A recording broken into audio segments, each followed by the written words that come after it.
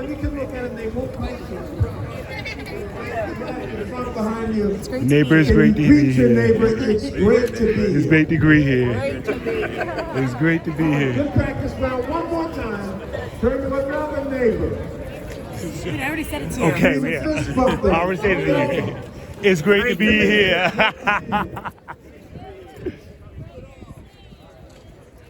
Could we take a moment to join together in a word of prayer? With grateful hearts, we bow our heads in, Lord, the midst of this season, on this place called City Hall Plaza, where we gather as a city, as citizens together. And on this occasion, we come because we are grateful for the words that we are about to read, even as we understand the challenge that is presented before us, because having heard them, it falls to us to heed them, to live them out in our daily interactions one with another, to live them out in the policies that are passed, not only in this hall, but in the legislature up the street. To live them out in the words that we speak and the actions that we take. All that we do as individuals and as a nation.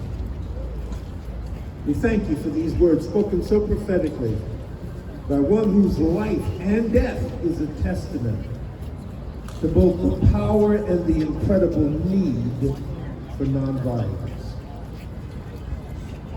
But his life was also a testament to the importance of justice, because without justice, there is no peace.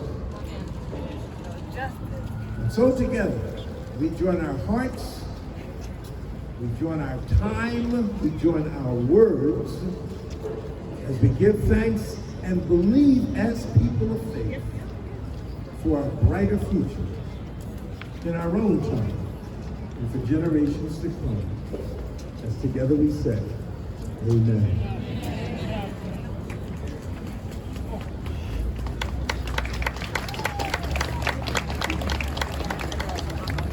Shalom, everybody. It's an honor for me to be representing the Jewish community, your friends in the Jewish community here today, and it's really a pleasure to be here. Our God and God of our ancestors, we are so grateful for this wonderful community gathering of people of all backgrounds, genders, faiths, ethnicities, from all walks of life can join together to feel the power of our unity and proclaim the goodness within each human soul in the spirit of Dr. King. Today we affirm our Torah's teaching that each human being is made in God's image. Today we stand together to fulfill the most important commandment in our faith, the Ahavta L'Reacha Kamocha, love your neighbor as yourself. Today we look at the values of the prophet Isaiah to unlock the fetters of wickedness, to break every yoke of bondage, to share our bread with the hungry, to take the wretched poor into our home, to clothe the naked. Today we are inspired by the words of Dr. King's good friend, Rabbi Abraham Joshua Heschel, who proclaimed, daily we should take account and ask, what have I done today to alleviate the anguish, to mitigate the evil, to prevent humiliation? Reverend King was our modern-day Moses. He stood up to pharaohs again and again, faced plague after plague, war after war, and yet was never daunted and never wavered in his goal of freedom and equality for all. Today we are reminded of the importance of following in his footsteps. May the words we speak today re-energize and reinvigorate our quest for peace and tolerance in this beautiful yet very broken world. May the colorful, rich tapestry we have woven here today of all genders, ethnicities, religions, and ideologies to honor and in memory of Dr. King motivate us to continue the crucial work of bringing our city and our country together to fulfill our dictum of Tikkun Olam, repairing the world. Osei Shalom b'Mamavli, Osei Shalom Aleinu ve'al kol yoshvei Tevel. May the one who brings peace from above bring peace to us and all living beings. Amen.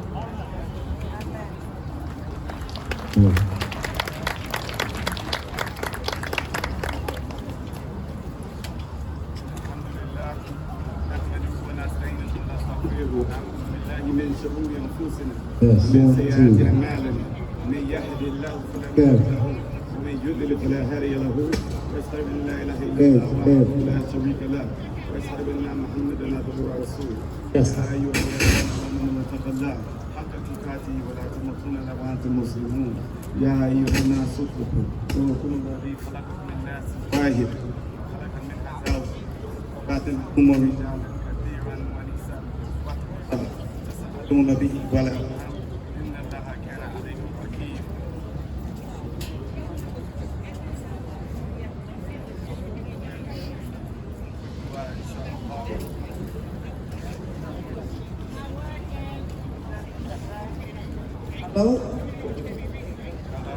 ربي جبرائيل وميكائيل وإسرافيل السماوات والأرض عالم الغيب والشهادة أنت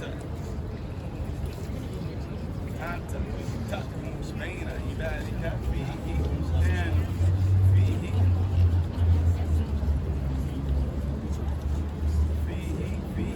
يختلف اهدني لما يختلف فيه بإذنه إنك يهدي من يشاء إلى صراط مستقيم. And Allah Ta'ala says in the Quran Kareem, والعصر إن الإنسان لفي خسر إلا الذين آمنوا وعملوا الصالحات وتواصوا بالحق وتواصوا بالصبر. In the translation of which, and I appreciate your patience. Oftentimes the English is more difficult than Arabic. Barely all praise is for Allah Ta'ala. And we seek His forgiveness and we seek refuge in Him from the evil of our actions and the evil of our deeds. Whosoever Allah Ta'ala guides, there is no one that can lead him astray. And whoever Allah Ta'ala chooses to misguide, there is no one who could possibly bring guidance to him. I bear witness that there is nothing deserving of worship and truth except Allah Ta'ala. And I bear witness that the Prophet Muhammad ibn Abdullah, the son of Abdullah, the brother to whom the Holy Quran was revealed over 1400 some odd years ago, was both his servant and his messenger. Oh, those of you who believe, fear Allah the proper way that He should be feared and do not die except in a state of complete submission. O mankind, fear your Lord who created you from a single soul. And from that single soul He created countless men and women. And fear Allah through whom you demand your mutual rights and the wombs that bore you. For surely Allah Ta'ala is ever a watcher over you. O Allah, Lord of Gabriel, Lord of Mikael, Lord of Israfil, the creator of the heavens and the earth, the knower of the seen and unseen. You will judge amongst your servants in terms of that in which they differ. Guide me, rather in this case, guide us to the truth of those matters in which we differ. And verily you, Allah Ta'ala, you guide whom you will. And the translation of the surah, Surah Al-Asr, Allah Ta'ala, the Most High, says in the Holy Quran, verily mankind is in a state of loss, except those who believe and do the righteous good deeds. And they are those who exhort and encourage one another in truth, and they exhort and encourage one another in patience.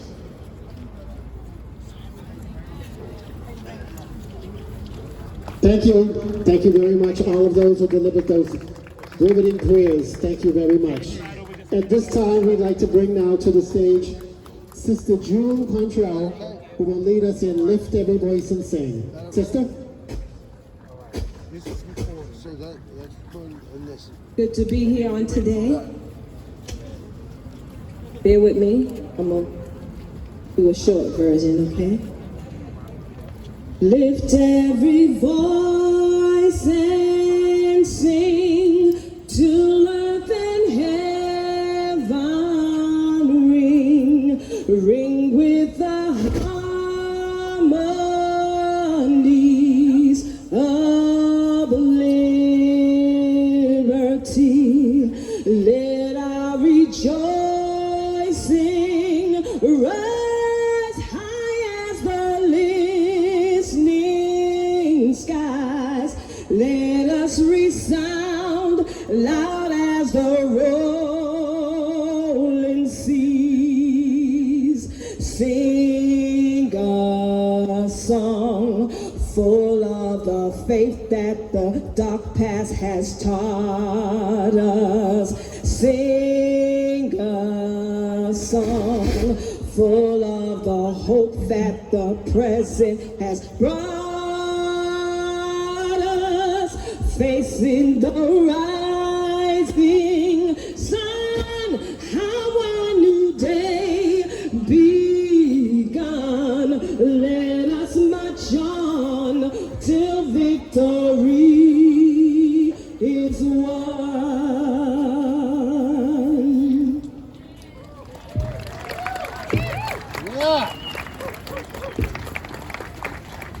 Good afternoon, everyone. Good afternoon, everyone. So glad that you're here. This is the 6th annual MLK public reading. We've been doing this since 2018, and we're so glad that you're here. The rain has sort of dampened things, and not as many people came out as registered, but that's fine. We're going to have a good time, right? Yeah. All right. So with everyone who is here, even if you were not and intended to be a reader, be a reader, so that we cover all the entire speech. My name is Reverend Kevin Peterson. I'm the founder of the New Democracy Coalition and the founder of this event. And we are here as an expression of living Dr. King's meaning and his words through reading and reciting his words. We believe that if we would only recite his words and read his words and absorb them into our minds and our hearts and our spirits, we can make Boston better. So I had a full speech for you, but I'm going to expedite that because we want to beat the rain. I'm going to invite some of our special guests, beginning with our Boston City Council President Ed Flynn, and then his father, the former mayor of the city of Boston, and ambassador to the Vatican, Mr. Ray Flynn will speak. And then we're going to get to other items that are part of the agenda, such as our Pledge of Allegiance and our land blessings. We're going to get to those things, but I want to have some of these very special guests say some words as they have to move on to other parts of their day and their agenda. We thank the religious leaders who had words of prayer and meditation, the Reverend Ray Hammond and Rabbi Abramson and our Minister Ishmael. We thank them for their blessing of this moment. Dr. King came out of the faith tradition. So it was appropriate for us to begin with some sacred meditation. So without any further ado, I'd like to introduce our Boston City Council President, Ed Flynn, for some brief remarks. Thank you, Reverend Peterson. I'm honored to be here in representing the city of Boston and my colleagues on the Boston City Council. We came here to recommit ourselves to respect and dignity of all people and social, economic, and racial justice for all. During these difficult times in our country, it's important that we treat each other with respect and dignity and love. Honored to be here with you this evening. At this time, I would like to introduce the former mayor of Boston, Raymond L. Flynn. Good afternoon, everyone. It's a pleasure to be with all of you for this very, very important occasion. The occasion, obviously, is the occasion of honoring the memory of Dr. Martin Luther King. But as soon as I walked over here from City Hall, the first thing I thought of was, boy, wouldn't we wish Dr. King were alive today and still out there. The impact that he would have on young people would be absolutely profound. You know, going way back when Dr. Martin Luther King started his journey of peace and justice, not only in the United States, but across the world. There were many of us just starting out ourselves in the formative years about what we should be doing. The message that Dr. King left with all of us we would hear it, we would see it, was about getting involved, correcting the inequities of the world, and bringing out the best of people. In doing that, you bring out the best of America. And that's what Dr. Martin Luther King did. Why did so many people at that period of time get involved in government? I'll tell you why. Maybe I'm one of them. Because we've heard people like Dr. Martin Luther King telling us that we have an obligation and responsibility to help people, to serve people, climb the ladder to opportunity. Like this little girl here. I'll forget your name, but I don't forget this name. Her name is Lily. That we had a picture taken. But here's the story. This message here today. Take it far and take it wide, and take it to young people. You can remind the elderly people like myself that Dr. King had an incredible life, and he served us as well as anybody. But the challenge for all of us today, especially you young kids, is to get involved, and you can be another Dr. Martin Luther King, and you can make a difference. What did I say? You can make a difference. God bless all of you. Thank you.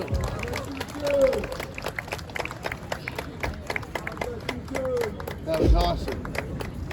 Awesome, right? So lucky. Thank you very much. Let's hear it once again for Boston politics history, the Flynn family. Thank you very much. Thank you. Can I now bring to the stage? Okay, we're going to actually start the reading. Okay. Kevin? Okay, we will start the readings. Everybody say amen. Amen. Okay. All right. Who's up first?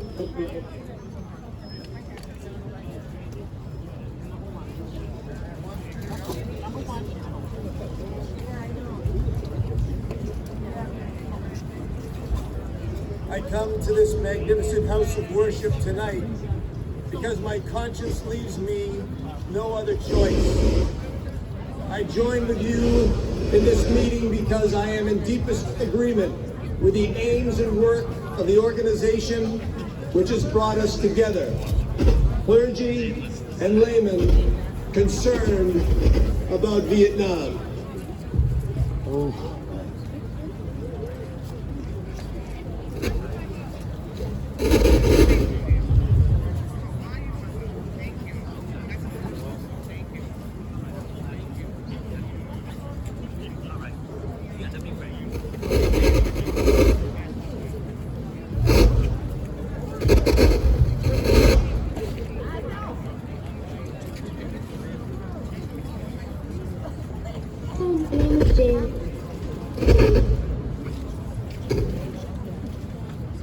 Recent statement of your executive committee are the sentiments of my own heart, and I found myself in full accord when I read its opening line.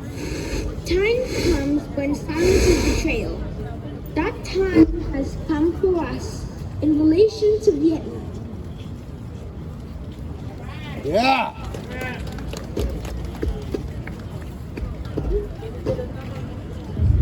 Good evening. The truth, these words, is beyond doubt, but the mission to which the colors is a most difficult one. Even when pressed by the demand of inner truth, men do not easily assume the task as opposing the government policy, especially in time of war. God bless America. God bless you. Thank you. Number 4, nor does the human spirit move without great difficulty or the apathy of conformist thought within one's own bosom and in the surrounding world. Moreover, on the issue at hand, seem as perplexed as they often do in the case of this political conflict. They are always on the verge of being mesmerized by uncertainty. But we must move on. Some of us who have already begun to break the silence of the night have found that the calling to speak is often a vacation of agony, but we must speak.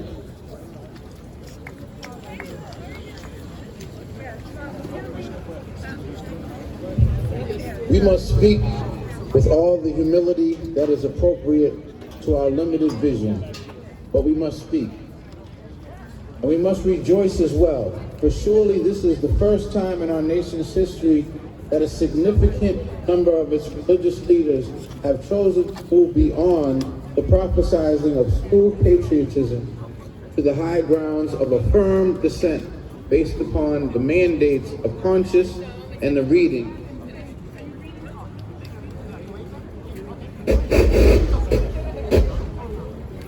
Perhaps a new spirit is rising among us. If it is, let us trace its movements well. Pray that our own inner being may be sensitive to its guidance. For we are deeply in need of a new way beyond the darkness that's so close around us. Over the past 2 years, as I have moved to break the betrayal of my own silences and to speak from the burnings of my own heart, as I have called for radical departures from the destruction of Vietnam, many persons have questioned me about the wisdom of my path.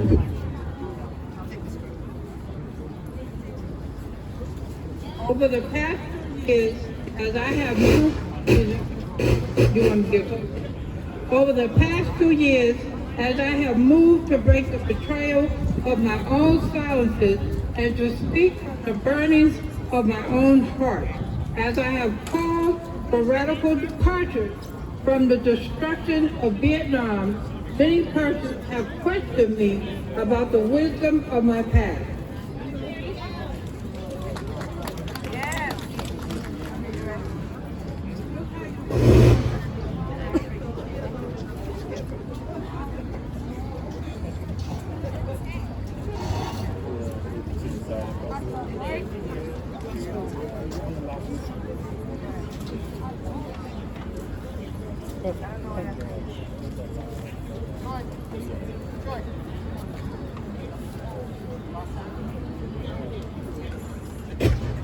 Hello? At the heart of their concerns, the spirit has often been large and loud. Why are you speaking about war? Why are you joining the voices of dissent?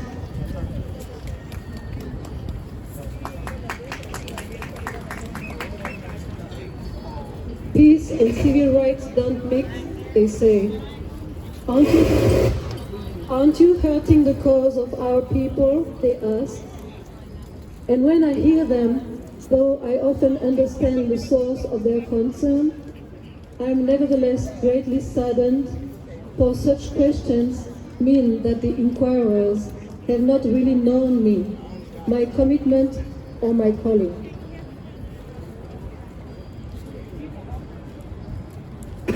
Indeed, their questions suggest that they do not know the world which they live. In the light of such tragic misunderstandings, I deem it of its signal importance to try to state clearly, and I trust concisely, why I believe that the path from Dexter Avenue Baptist Church, the church in Montgomery, Alabama, where I began my pastorate, leads clearly to this sanctuary tonight.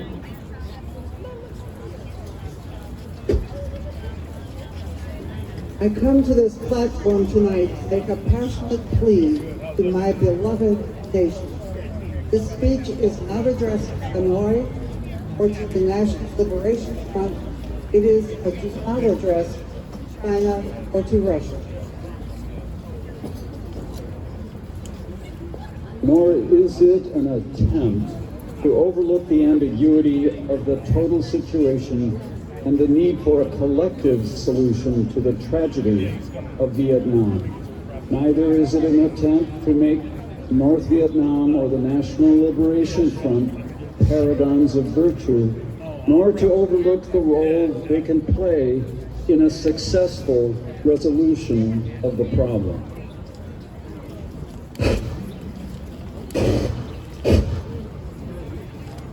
While they both may have justifiable reason to be suspicious of the good faith of the United States, life and history give eloquent testimony to the fact that conflicts are never resolved without trustful give and take on both sides.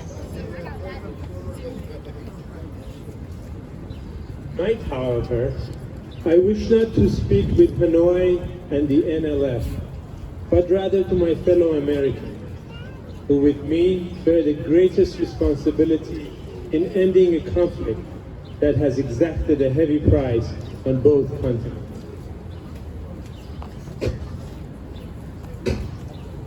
Their request, since I am a preacher by trade, I suppose it is not surprising that I have 7 major reasons for bringing Vietnam into the field of my moral vision. There is, at the outset, a very obvious and almost facile connection between the war in Vietnam and the struggle I and others have been waging in America.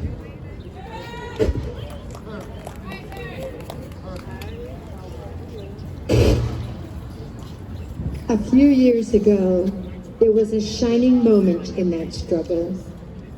It seemed as if there was a real promise of hope for the poor, both black and white, through the poverty program. There were experiments, hopes, new beginnings.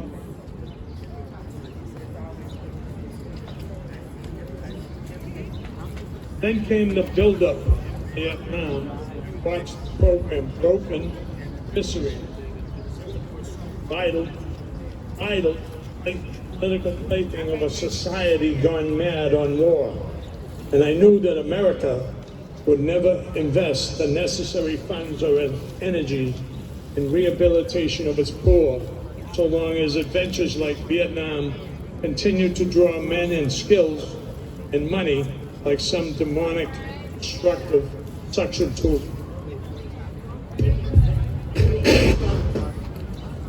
So I was increasingly compelled to see the war of the enemies of the poor and attacked, and as such, perhaps a more tragic recognition of the reality took place when it became clear to me when the war was doing far more devastation to the hopes of the poor at home. It was sending their sons and daughters and brothers and husbands to fight, to die for extraordinarily high proportion relative to the rest of the population. Thank you. We were taking the black young men who had been crippled by our society and sending them 8,000 miles away to guarantee liberties in Southeast Asia, which they had not found in Southwest Georgia and East Harlem. So we have been repeatedly faced with the cruel irony of watching Negro and white boys on TV screens as they kill and die together for a nation that has been unable to seat them together in the same schools. So we watched them in brutal solidarity, burning the huts of a poor village, but we realized that they would never live on the same block in Detroit. I could not be silent in the face of such cruel manipulation of the poor.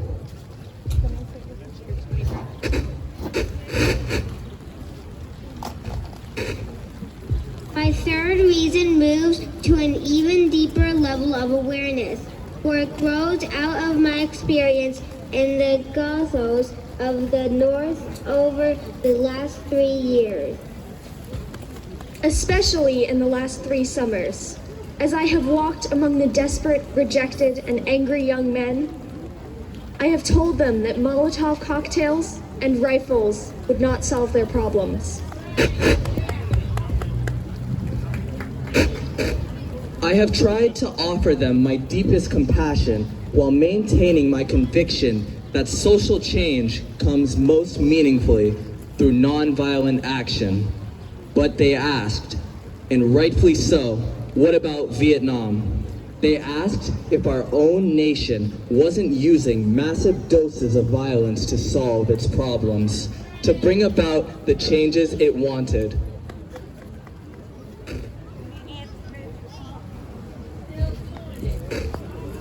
Their questions hit home, and I knew that I could never again raise my voice against the violence of the oppressed in the ghettos without having first spoken clearly to the greatest purveyor of violence in the world today, my own government. For the sake of those boys, for the sake of this government, for the sake of hundreds of thousands trembling under our violence, I cannot be silent.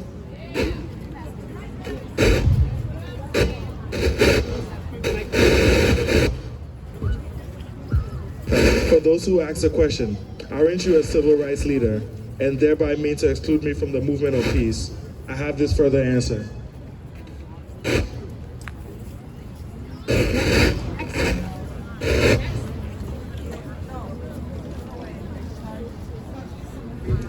I'll do number 27. In 1957, when a group of us formed the Southern Christian Leadership Conference, we chose as our motto to save the soul of America. We were convinced that we could not limit our vision to certain rights for Black people, but instead affirm the conviction that America would never be free or saved from itself unless the descendants of its slaves were loosed completely from the shackles they still wear.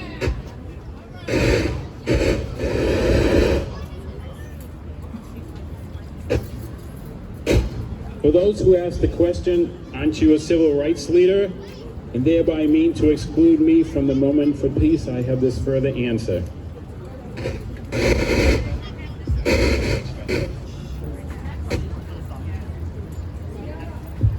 We've just completed the first 30 readers of this speech. We're just going to take a couple seconds. We'll start the speech up in just a moment. Sorry about the elements. Hang in there. Just in about 5 minutes. We'll start right back up.